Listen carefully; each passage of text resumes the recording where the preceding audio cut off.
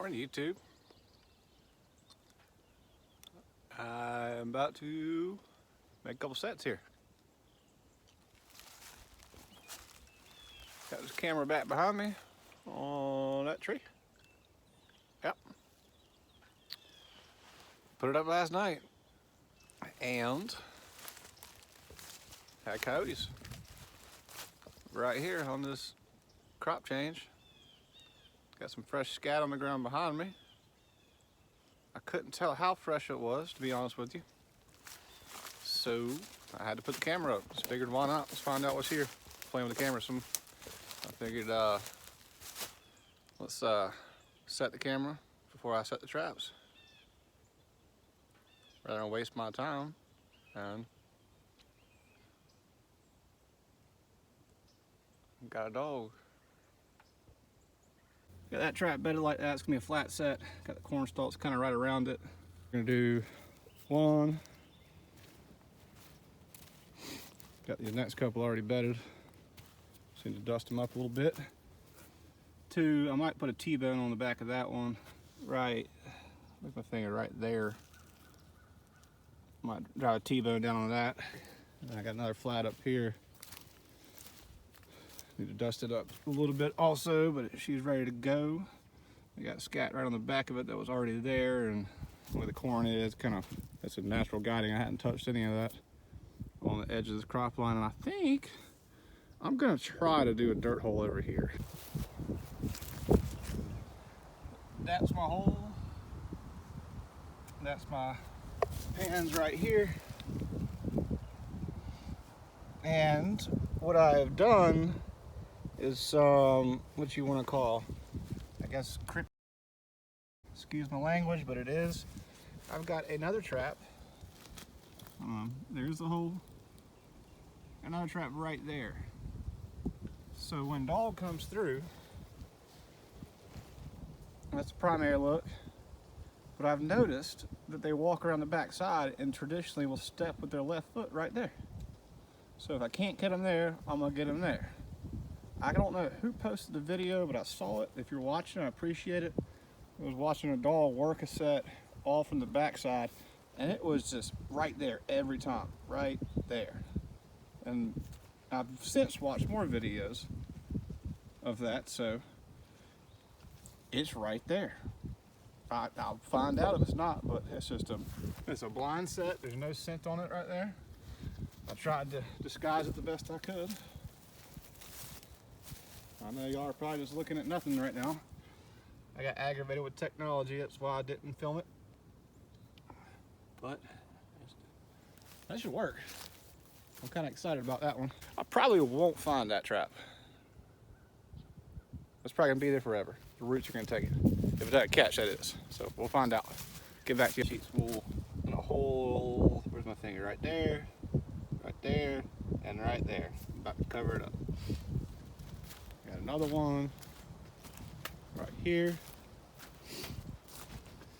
T-bone, sheep's wool, sheep's wool, sheep's wool. Those are in holes. And another flat right there. Sheep's wool. Where's my finger this time? Sheep's wool, and sheep's wool. About to cover that one up. Got a T-bone set right there. And on camera, he had been favoring this side of the road, so I made a flat set. He got me.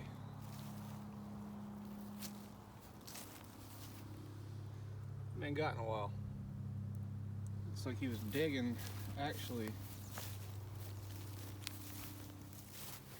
at the bait with the lure. I managed to uncover the trap at the same time. On camera, he was standing back here digging. So I'm going to put a trap right here and cover that back up and try to do a double. I had a punch hole right there. He dug that out that way. My trap's right here, and he didn't get into it. Unfortunate. So what I've done is, since he was digging out this way, I put a trap right there, blind. And I did put one tiny little punch hole right there on this little tuft. So pick your poison, dude. Which way you gonna go? This way or that way?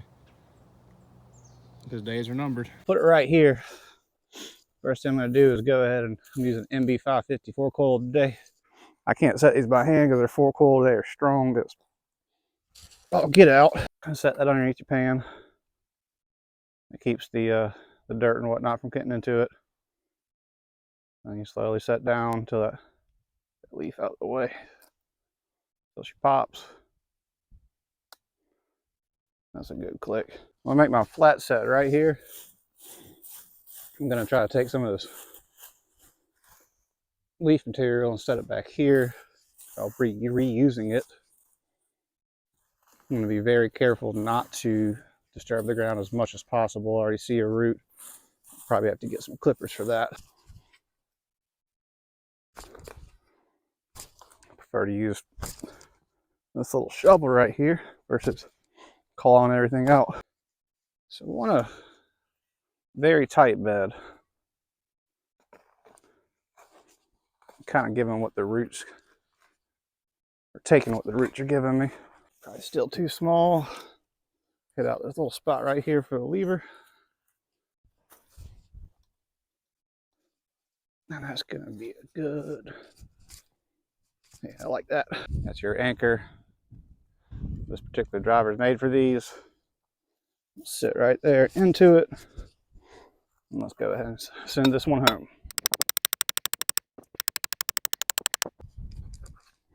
I'm gonna close your hole up. And also make sure it's set. It grabbed eventually. I prefer to grab faster. But anyways, with a tight hole like this, I like to go ahead and put the trap down in it. And it's as solid as can be right there as it is.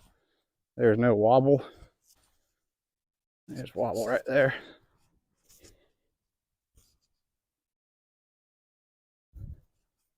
Put some dirt down first. Kind of fill the hole back in with it. There's a pretty good hole underneath that trap.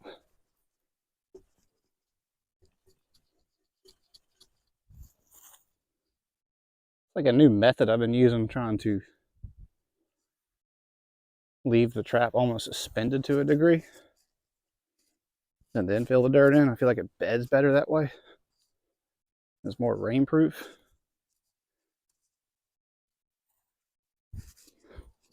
Because in this situation, there's still air underneath that trap. But that trap's not moving at all. I'm not sure if the video can make out, but I got kind of a high spot right here from where I dug. So what I'm going to do is kind of tamp that down to make more of a bowl type situation rather than a hard edge. I'm kind of a big stickler on leaving hard edges because the dogs will key in on that. And I'm going to do a light dusting of dirt on top of this. I'm just building on the sides and leaving the middle open. I'm going to come back and put a little bit more dirt on top of that. And then use some of this grass that I pulled off the side.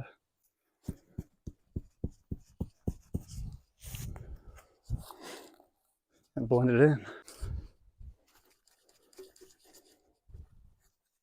Kind of get those clumps broken up in there. Just in case it does rain, there'll be some dirt there for it to settle on. Toss that out the way. And find your pan again. It's a little thicker than I usually do, but it's a flat set. Push that down. And smooth it out. Ever so slightly hit that. Kind of leave that as a lowest spot if possible. Kind of a bowlish type scenario. They like to step in low spots. Pop a hole right here. Pop a hole towards the camera. Pop a hole back here where I was messing around on this tuft of grass. Take my sifter. The wind's blowing it all off. Kind of see if you can't get some of the lighter stuff out of it.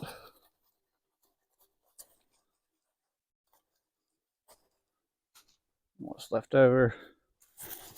And everything down kind of with it. I like to leave a kind of a clean spot where I know my pan is. Our Dunlap Death Coyote glands. Try that out. And I got Art June's Coyote Frenzy. I'm gonna give that a shot. I also got Caven's Yellow Dog. We're gonna give that a shot. All three of these are gland type lures, and they're good for this time of year. I will find my hole, put a little bit of sheep's wool right there, find that hole, put a little bit of sheep's wool in there, and then find this hole, put a little bit of sheep's wool in there. Don't take a lot. That sheep's wool holds it real well. We'll do our Coyote Frenzy on this outside because it sounds kind of cool. That'd be the first thing they smell. Kind of run it around on that sheep's wool and send her down in the hole. Might pour a little bit in there. Yeah, pour it out pretty good on top of that ball, so that's going to hold scent very well. Take some of the Dunlap's Death Gland. Do the same thing with this little bit. The Caven's Yellow Dog. It's got a little bit more of a paste to it. Stick it down in that hole. And that is a set. Hope y'all enjoyed watching that. All right, to the double dirt hole set. All right, first of all, I can already tell I've messed up here. There's too much. Got it. That's just too much. Raccoon made a bunch of mess, so I'm gonna clean that up, kick that off. I believe my trap's right there in the center. I don't even know which one I'm using. It's an MB. Clean it up. My polyfill. It ain't here. And go in and put this back underneath it. Make sure my night latch is working. Personally, I prefer to set the night latch before I put it in the hole. I feel like you got better control of it versus having it sit there and doing like that, and it might jump up and grab you. All right, I had this one dead center. Probably going to bring it back here a little bit. Get some of this duft off. I believe I have some smarter dogs in the area. Got some decent sandy soil here. That's why I probably didn't use so much peat. I'm still torn between the peat, whether or not it's good for it or not. Caught some with, caught some without. So I got that root right there. Try to make sure that's clear for my lever to come up fast. There's some sheep's wool. That trap's solid, it's sandy, so I'm just going to use the sand. You see this right here? These roots sticking up? I don't like those. I try to clear those out of my trap pattern as much as possible. Let's go straight dirt with this one, because it's sandy.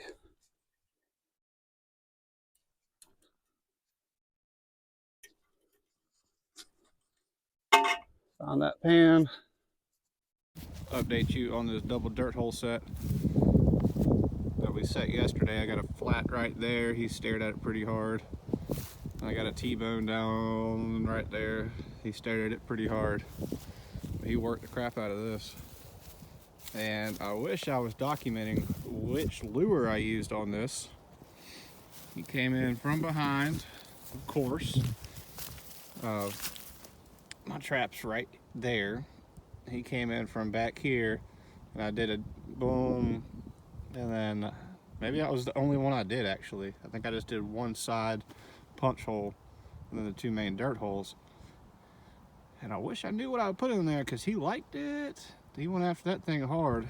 I discovered that my camera on that tree cannot capture this trap and the trap down there at the same time. I've got my flat right in the middle. So what I've decided to do is put another camera up, since I know they're coming in here right now. I got a camera on that tree, a trap by that bucket, and another trap behind that bucket. Just set that right there, blended it up. Got this clump of grass that I'll scent all up, so he'll want to kind of walk through that, around it, hopefully. And the same thing on this side. Trap is right there in the middle. some clumps of grass, fescue, and send them up. Coming up this road, it's an intersection. You can go this way, or you can go behind me. Oh, what's that?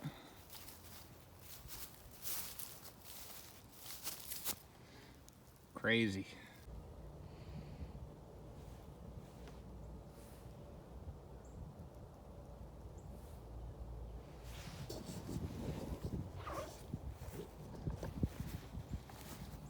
You got your good too.